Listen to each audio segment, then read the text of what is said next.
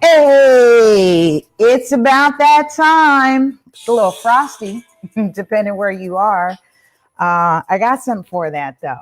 So this weather is getting a little bit cold, and I'm bringing out the real estate swag. So be sure to visit our online store at readysetrealestate.tv/shop.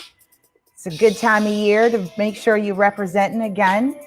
This show supports our real estate nonprofit for the youth and young adults in our communities, where we teach, empower, educate them on alternate pathways to success. Be sure to check out realestate100youth.org. We are a federal 501c3 tax-exempt nonprofit, and it is that time of year for giving. So be sure to add us as one of your favorite charities. Your donations help our programs possible, our internship program, our entrepreneurship programs, our workshops, and our online curriculums are made possible through your generosity and your donations. So I'm really happy to bring a topic to you. And this is a new part of the show that I am doing, whereby I get to bring to light some things I have been noticing in the real estate industry. So for those of you who are new to me, Lisa Puerto, super agent, licensed California real estate professional, located in Inglewood with a boutique firm, Team Equity LA. And I actually stream live from my office. Yes, right from my fancy, cozy office. So for those of you who have had an opportunity to connect with me, you know I'm truly local, right in the community. We've been in here for a long time, over 3 decades serving. So really having a great time. I think this year has been a really productive year, I think overall for the team, the company, and those that we've been connected with. And with that comes learning and seeing much more of what is happening in transactions. So today, if you're tuning in, be sure you say hi, say hello. I want to shout out to our radio podcast listeners on Spotify, iTunes, Google Play, Anchor FM, Stitcher Radio. Did I say Breaker? Just wanted to make sure I shout those shows out, because we're definitely getting lots of support there. And this segment I'm calling, oh, by the way, this is actually a special segment that I want to do a Q&A, because I'm putting out so much content. You're connected with amazing people. And like I said, the guest lineup for this year is really, really hot. That's why I love using the fire emojis. And this year, we have aired over, I'm now on 60 episodes. So I had to split that up into a season 1 and a season 2. because I can go on and on with content and topics in this industry because there's so much more that needs to be said, shared, brought to light. And I'm using this opportunity to do in between shows to do a live Q&A where you can build with me. We build together and you guys get to share your experiences or inexperience of what you are seeing happening. And currently, what I've been dialoguing about and what I've been seeing in transactions is this thing called cross-qualifications. So for those of you who are not privy to what that means, on listings, we are finding that listing agents are requesting/requiring that a buyer's agent and a buyer agree to being cross-qualified by the seller's preferred lender. So cross-qualification is in essence is you as a borrower have already decided who, albeit you work with a direct lender or a mortgage broker, you submitted paperwork and documentation to say, okay, this is how much my purchasing power is. This is what I've been pre-qualified or pre-approved for. And the new TBD, this is what I've been underwritten for. So there's 3 levels at this point in our real estate market or industry at which a client can determine whether they qualify for a property and for how much. What is happening is that the listing agents would like to see that borrower also cross-qualify with their quote unquote preferred lender. Interestingly enough, they're saying it's the seller's preferred lender. Oftentimes, this instructions is placed in the agent private remarks, which means the seller and the buyers, the regular consumers are not privy to those remarks because it's in the agent only remarks. Only agents get to see it, and oftentimes sellers are not aware or privy that a listing agent may be requiring that of a borrower who is considering submitting an offer on their property. There are a couple things that I'm noticing is potentially a liability that you would be opening up yourself to if you're an agent doing this and if you're a property owner and or seller who is allowing this to happen. So for those of you who are online, I did a snippet, a sample, and I'm going to keep this short and sweet because I've already had some people make some comments about, yes, they agree. They feel this is these are some unethical practices, and because it's it's being seen as one of the ways that they're saying lenders can basically steal business from other lenders who are already working with a client. Is this true? We've seen it in different ways. And the reason why I wanted to bring it up today is because, agents tend to trend each other. No one's asking the question of whether it's unethical or ethical. They just kind of follow suit and they just keep it pushing. They see other agents do it and they say, I think I might do that too on my listings. And they're trying to use it as a way, potentially, right? There's different possibilities as to why a listing agent may want to do a cross-qualification. One being is they want to assure that the borrower, in fact, gets the loan, right? You want to make sure, in fact, the deal closes, the transaction goes through. However, the liability that we are seeing and from a contract law standpoint, I'm referencing so I'm licensed in California, so I'm referencing our California real estate contract forms. And for this example, I'm talking about a sample of the RPA, Residential Purchase Agreement. And I'm using our latest version, which is the December 2015 version. And I'd like to bring your attention to page 2 of 10 of that contract. Now, most of you probably don't read this. But you should know this like the front and back of your hands, because this is your go-to. This is your Bible. This is how you make money. This is how you protect yourself. This is how you protect your clients. Here in our office, we have a saying, if you think it, ink it, and we make sure we put everything in writing. So with that being said, there is a section on this contract, and it may be in various sections on other real estate purchase contracts, because I've had conversations with other realtors in other states who have said, yes, they're noticing this, but no one, once again, is saying anything about it. So I'm going to reference where it is. We're going to talk about it, and we're going to talk about the potential liability that you are opening yourself to on the basis of discrimination. Now we have this thing called the Fair Lending Act, right? And we know how discrimination is very real. We have some of the largest big bank players that were sued over steering. We've had people sued in our industry on the basis of really more just unethical practices and illegal practices. Don't get caught up in this, is what I'm saying, because you are paying attention to what is trending. Just because it's trending doesn't mean it's right.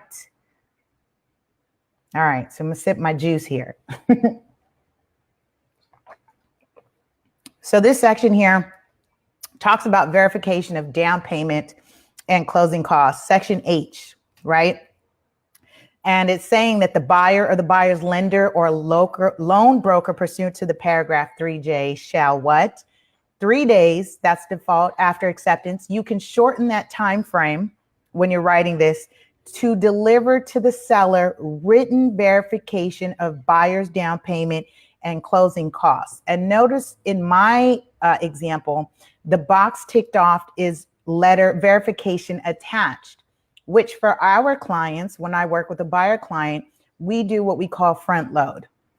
We basically get them fully underwritten, and not all lenders do this. So again, if you're a borrower, if you're a first-time home buyer, or if you are just in the business of investing and purchasing, work with a lender that does this. Most people don't. They don't want to take the extra time to do it and submit it to underwriting. But I would think I would rather be certain than not that that client can actually get that loan in fact.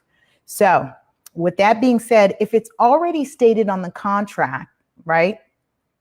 And this requires a little bit of work for the listing agent to, yes, verify the assets, have a conversation with the lender about this. However, they just want to defer to another lender, and they do what they call lender to lender cross qualification.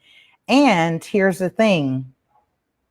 If you're submitting borrower's information to another lender without their permission, you could be opening up yourself to a liability.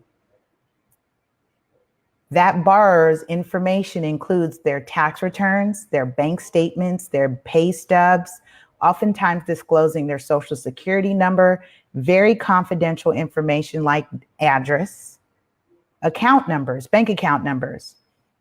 And you potentially, if you are a lender and you are sharing that without the borrower's permission, you could be opening up yourself to a liability. That's number one. Number two, there's a section on here that says, section J, where it says loan terms. So this is if you are applying for financing, okay? So obviously not cash buyers, but if you're applying for financing, and it says here that after acceptance, buyer shall deliver to seller a letter from buyer's lender or loan broker stating that, listen to this, based on a review of buyer's written application and credit report, written application, which means they've applied for the loan, and the credit report, that the buyer is pre-qualified or pre-approved for a new, and in this contract, the letters NEW are capitalized, for a new loan specified in paragraph 3D, which means on page 1, you said in 3D that the client is applying for a new purchase loan and that you are submitting proof that they are acting in good faith in attempting to get that loan. And the reason why I say good faith because that is a huge, that's a big deal to say in good faith, that all attempts that you are making good faith effort to get the loan. The other point here that I also want to point out, that there's a box that also says, that's ticked off here in my example, default letter attached, which means I'm submitting proof. So now if I'm already submitting proof that we've already done the work, and in a circumstance that I've seen, and I've worked with clients that have been denied a loan by certain lenders. Why? Because every lender has a very different underwriting guideline. We call those overlays. Every lender has a different underwriting guideline. With that being said, you will run into a client that say, hey, I was trying to get a loan, but I couldn't. And so, ABC Bank denied me. What I have done is I worked with people, and I always suggest this because people don't know. You may have been denied for that bank's guidelines, but there may be another lender, direct lender, mortgage banker that have different guidelines that you may qualify for. So as that borrower, you may pursue a lender that will actually approve your loan based on different guidelines. Now, with that being said, a borrower has now, I'm just going through the process. Now, with that being said, a borrower has now found a lender who said, yes, you're approved. They get ready to submit an offer, and the seller is now requiring that they get cross-qualified through their quote unquote preferred lender. Oftentimes that's not stated in a counter. Sometimes it is. And sometimes when it's stated in a counter, it says if buyer goes with seller's lender, they add some, caveats like we won't charge this fee, or, we'll cover your appraisal, these quote unquote incentives. However, if you corner it in such a way, you can possibly be steering a borrower in a direction in which they would not go. Mind you, a borrower has already made the decision of which lender, which mortgage banker or broker they have decided on.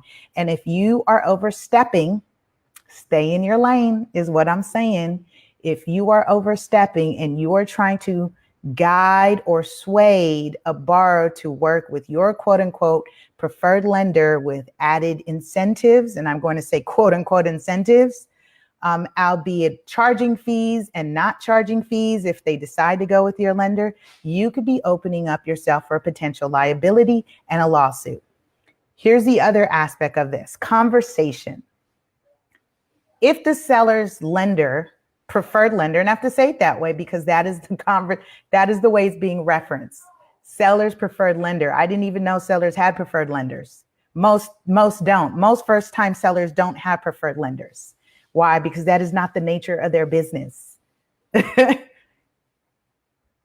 In the event that the seller's lender denies the borrower who is submitting the offer based on whatever guidelines, what's to say that a borrower may pursue a lawsuit against the seller and their preferred lender on the basis of discrimination? We know this has been very prevalent in our industry, and there are certain lenders that have shown their true colors, and we've seen them. There's a couple payouts happening right now to settle the oopsies and the illegal practices against consumers and borrowers in the real estate industry and in the mortgage industry are very real. We're using this now as a topic of discussion. And oftentimes people wait until someone gets sued and then say, oh, we shouldn't have done that. I'm saying right now, keep doing it. you'll probably set yourself up for a lawsuit, because a borrower may say that the reason I didn't get the offer or I was denied that property was because the seller's preferred lender denied my application or my offer on the basis of race or gender. There are protected classes. And a borrower may decide, hey, I really like that house. My lender said they would do the loan, but the seller's lender said that I didn't qualify. Is that something you really want to open up yourself for? So I wanted to take this moment to bring it up as a conversation. Bring it up. And some of the things, like I said, there are people that have already chimed in, text me, had these conversations, and they said, yeah, one, it's an unethical way for other lenders to try to steal business from other lenders. Be careful. Don't do it. Don't let what's trending get you sued, is what I'm saying. I wanted to keep today's show short, sweet, and simple, informational.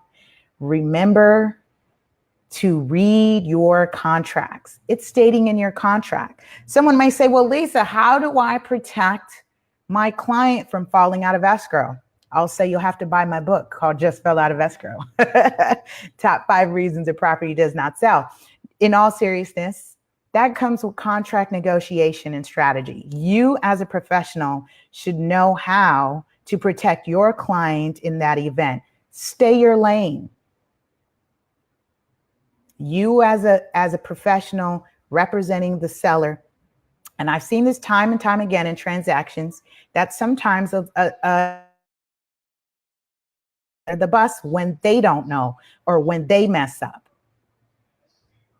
And again, I wanted to bring it to the forefront because I'm pretty certain most sellers are not aware this practice is happening and could potentially subject them to a discrimination lawsuit by the buyer or the borrower in that potential transaction. Because if it doesn't pan out the way a buyer or a borrower deems fit, deems it should have gone through, because they're saying, hey, I found a lender to say, yes, I'm happy with my lender. Why should I cross-qualify with the seller's lender who I have no relationship with? I don't know who they are. I don't know their business rating. I don't have any knowledge of who that company is, but I'm being required, forced to be cross-qualified in order to be considered for this property. Fine line for a lawsuit. Fine line for a lawsuit based on bias and discrimination, depending who that lender is, who that company is, and who is representing the seller. So if you found any value in what I shared today on this week's episode of Ready, Set, Real Estate, make sure you share, drop a comment, feedback. We love to hear from you. And again, it's meant to be an ongoing dialogue and discussion, because most people are not going to bring to the forefront until somebody gets in trouble or until somebody gets sued. And we see this time and time again in the industry. This is a very litigious industry, which means people are sue happy. Be sure you're protecting yourself. And if you're a broker who's doing these practices, you should reconsider. If you're a broker who may not be aware of your agents doing these practices, you should make sure you are properly managing. And that is one of your requirements as a broker, to be managing your agents. It's one thing to have tons of agents and growing, but your responsibility to the department or Bureau of Real Estate is that you are saying you are being responsible for the management and the oversight of your agents' businesses and practices. And you should be aware. So with that, I will end today's show with a happy Thanksgiving bang. And I trust that you guys are all going to have a very, very wonderful week and weekend. We're doing amazing things. Stay tuned for our next episode on Ready, Set, Real Estate with guest Marriott Martinez, who'll be covering our last series of our 3-part series on taxes for real estate professionals, investors, and now flippers. All right, you guys. Thanks for chiming in. Make sure you connect, build, and share with me on all social media at LA Super Agent, Facebook, Twitter, Instagram, YouTube. And again, this is the time, 'tis the season of giving. Again, this show and this platform is available to support Real Estate 100 Youth Foundation. Check us out at realestate100youth.org. And again, we are Google approved, PayPal approved, and we also have a Tuesday giving on Facebook where Facebook will be matching donations. So be sure to get those tax savings in by donating to a nonprofit that gives back directly to our youth and young adults in the real estate community. All right, you guys, have a powerful and productive week. We'll see you next week.